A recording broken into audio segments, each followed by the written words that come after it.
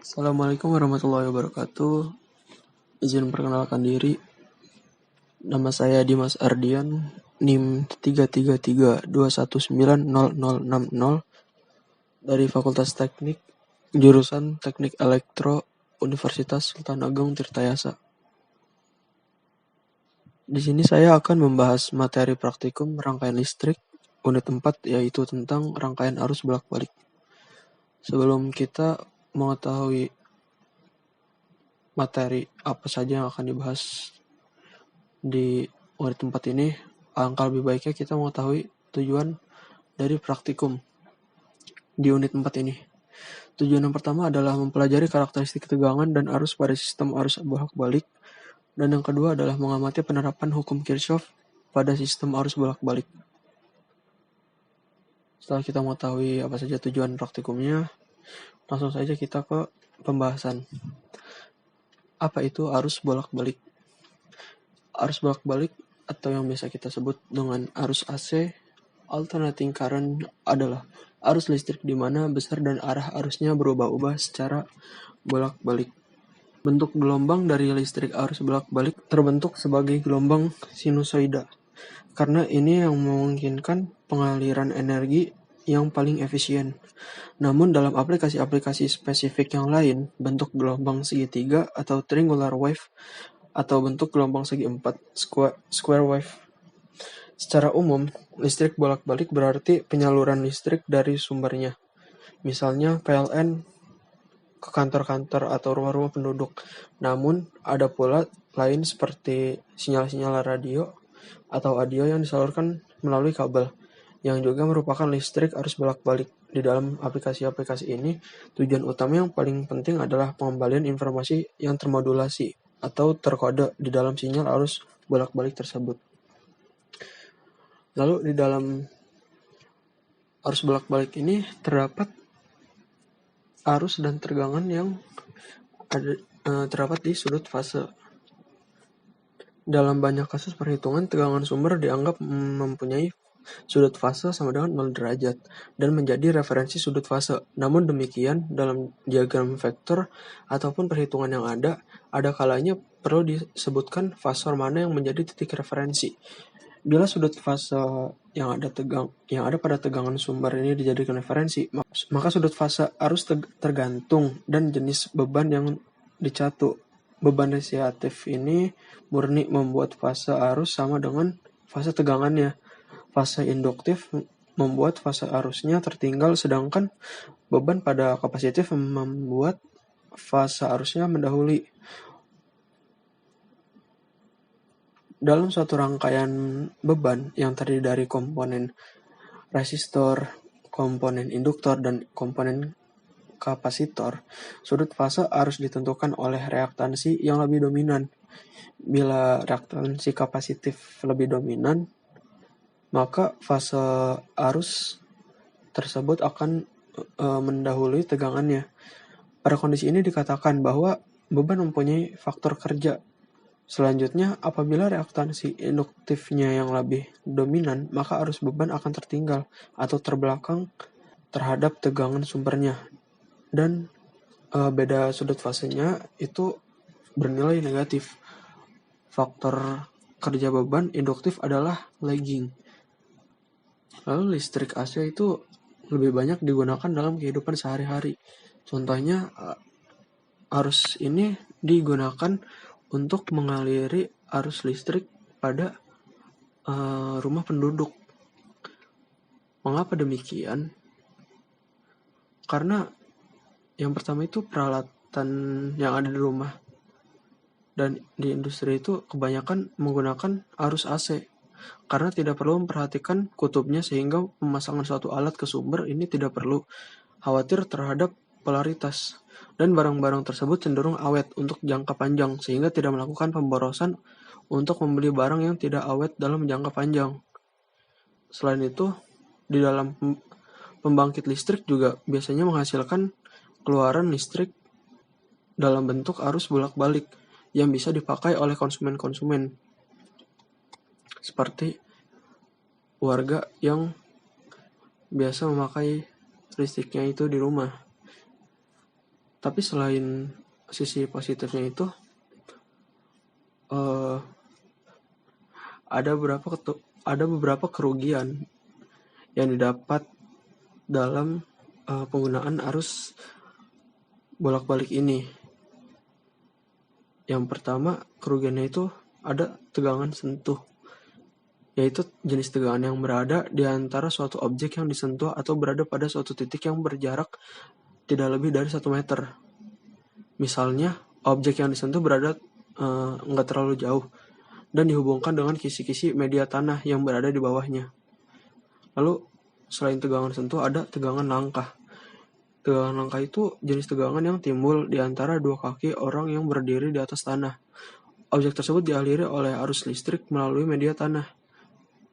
Dalam hal ini, objek tidak menggunakan isolator seperti sandal atau sepatu. Misal, jarak antara dua kaki orang tersebut sepanjang 1 meter dengan diameter 8 cm.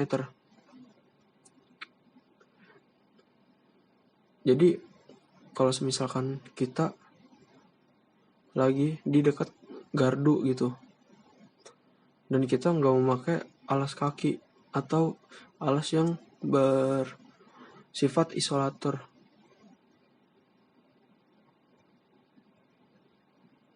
maka kemungkinan besar kita akan tersetrum atau tersengat listrik gitu. Karena yaitu di dalam tanah itu akan timbul suatu tegangan yang berasal dari gardu tersebut. Selain tegangan langkah, ada tegangan pindah. Tegangan pindah itu jenis tegangan yang timbul apabila terjadi kesalahan saat orang berdiri dalam gardu induk, seperti yang saya jelaskan tadi. Jadi, orang tersebut akan teraliri arus dari gardu yang ada di dekatnya apabila dia tidak memakai alas kaki yang bersifat isolator. Setelah kita tahu tentang sisi positif dan negatif dari arus ini, di dalam arus bolak-balik juga terdapat hukum Kirchhoff. Jadi, hukum Kirchhoff ini dua persamaan yang berhubungan dengan arus dan beda potensial, umumnya dikenal dengan tegangan dalam rangkaian listrik. Hukum ini tuh pertama kali diperkenalkan oleh salah satu ahli fisika Jerman yang bernama Gustav Robert Kirchhoff pada tahun 1845.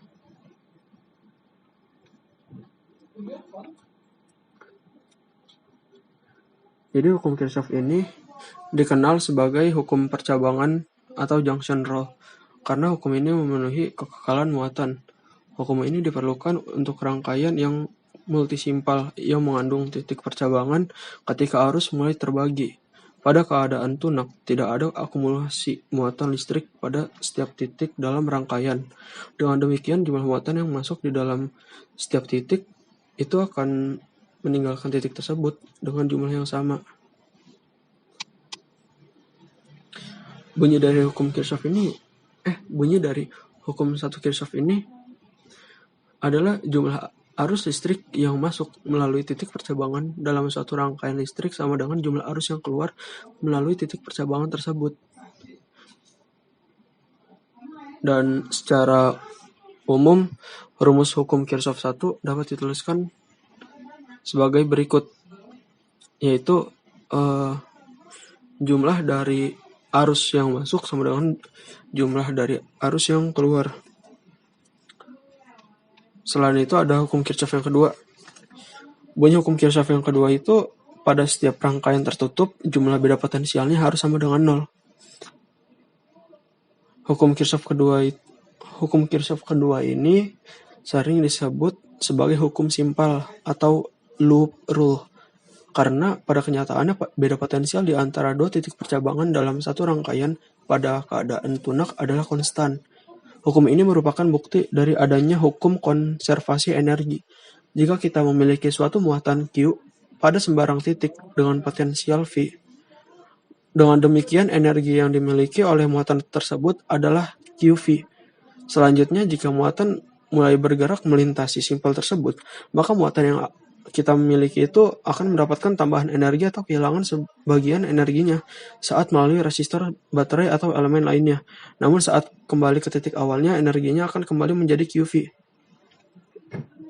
Dan secara umum, rumus hukum Kirchhoff 2 ini dapat dinyatakan sebagai jumlah dari arus yang dikalikan dengan resistor ditambah dengan jumlah GGL-nya, maka itu sama dengan 0. Untuk melakukan percobaan dalam unit 4 ini diperlukan beberapa alat dan bahan, yaitu seperti function generator. Lalu kedua ada osiloskop yang berfungsi untuk mengetahui grafik atau gelombang dari sinusoida.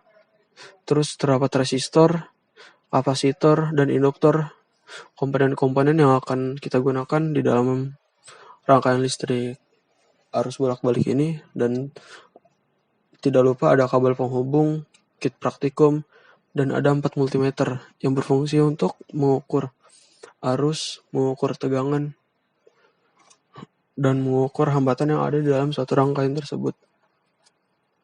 Setelah kita menyiapkan alat dan bahannya, langsung saja kita melakukan percobaan sesuai dengan apa yang ada di modul. Jadi yang pertama itu kita membuat rangkaian seperti pada gambar yang ada di sebelah kanan ini. Di percobaan pertama ini, setiap rangkaian mempunyai nilai komponen yang sama, yaitu tegangannya sama dengan 4,24 volt, lalu frekuensinya itu sama dengan 50 Hz. Terdapat resistor yang mempunyai nilai hambatannya 1000 ohm, lalu ada induktor dengan nilai 2,5, lalu ada konduktor dengan nilai 1 mikrofarad. Lalu kita mengatur tegangan sumber Vs sampai bernilai 4,24 volt. Setelah itu menampilkan bentuk gelombang tegangan Vs pada kanal 1 dengan menghubungkan probe osiloskop pada titik AC. Jadi kita membutuhkan kabel yang terhubung antara osiloskop dengan rangkaian agar kita bisa mengetahui bagaimana bentuk gelombang pada tegangan Vs di kanal 1. Lalu setelah itu menampilkan bentuk gelombang arus pada kanal 2 dengan cara menghubungkan probe pada titik AB, kemudian bentuk gelombang tegangan VR dengan menghubungkan probe pada titik BC. Setelah kita menghubungkan semuanya, mencatat penunjuk ampermeter dan voltmeter serta gambar bentuk-bentuk gelombang pada tahap C dan D di atas. Lalu menghitung beda fase antara Vs dengan I atau arus dan VR dengan arus secara grafis dengan melalui bentuk gelombang osiloskop, serta bandingkan dengan hasil perhitungan secara matematis dengan menggunakan nilai komponen yang terpasang sebagai beban. Lalu terakhir itu mengulangi step A sampai dengan step F dengan rangkaian gambar 4.3 dan kemudian 4.3B. Lalu setelah 4.3B, kemudian ganti rangkaiannya sesuai dengan gambar 4.3 yang C. Oh ya, ini di gambar 4.3A ini, rangkaian yang komponen yang ada di dalam rangkaian ini terdapat sumber tegangan, lalu ada resistor, dan ada induktor. Di gambar yang B itu terdapat resistor dan kapasitor, lalu di gambar yang C itu terdapat resistor, induktor, dan kapasitor. Lalu di percobaan yang kedua, ini V sama dengan tegangan yang digunakan di dalam rangkaian ini adalah 2,24 volt, lalu frekuensinya 50 Hz. Ya sama lah dengan percobaan yang pertama. Karena sama, langsung saja kita ke tahap-tahapnya. Yang pertama itu membuat rangkaian seperti gambar 4.4, menentukan sendiri nilai RL dan C yang digunakan, menghitung nilai impedansinya, lalu mengatur tegangan sumber sampai bernilai 4,24 volt, mencatat besar tegangan pada resistor, induktor, dan kapasitor, lalu menampilkan bentuk gelombang Vs pada kanal 1, kemudian menampilkan pada kanal 2 gelombang tegangan VR, Vc, kemudian VL. Dari masing-masing bentuk gelombang tersebut menentukan sudut fasanya dan menggambarkan bentuk gelombangnya, menggambar diagram vektor tegangan dan mengambil kesimpulan apakah beban tersebut itu sifatnya itu lead atau lag. Jadi beban tersebut mendahului atau mengalami keterlambatan. Setelah itu, mengulangi percobaan di atas dengan konfigurasi RL dan C yang berbeda. Jadi ada 3 konfigurasi nantinya. Lalu setelah itu, di percobaan yang ketiga, nilai komponennya masih sama dengan percobaan-percobaan sebelumnya. Langsung saja kita ke tahap-tahapnya. Yang pertama, itu kita buat rangkaiannya sesuai dengan gambar 4.5, lalu mengatur tegangan sumber sampai bernilai 4,24 volt dan mengamati besar arus pada masing-masing cabang, lalu menampilkan bentuk gelombang Vs pada kanal 1, bentuk-bentuk gelombang arus, dan kemudian bentuk-bentuk gelombang tegangan pada masing-masing cabang pada kanal 2 secara bergantian dan menggambarkan dalam satu koordinat. Lalu yang terakhir, kita menentukan sudut fase dari gelombang arus di atas dan menggambarkan diagram vektornya.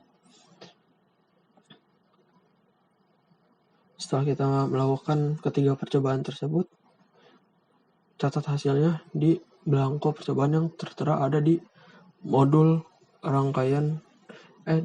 praktikum rangkaian listrik ini. Ya, segitu saja dari saya, kurang lebihnya mohon maaf. Wassalamualaikum warahmatullahi wabarakatuh.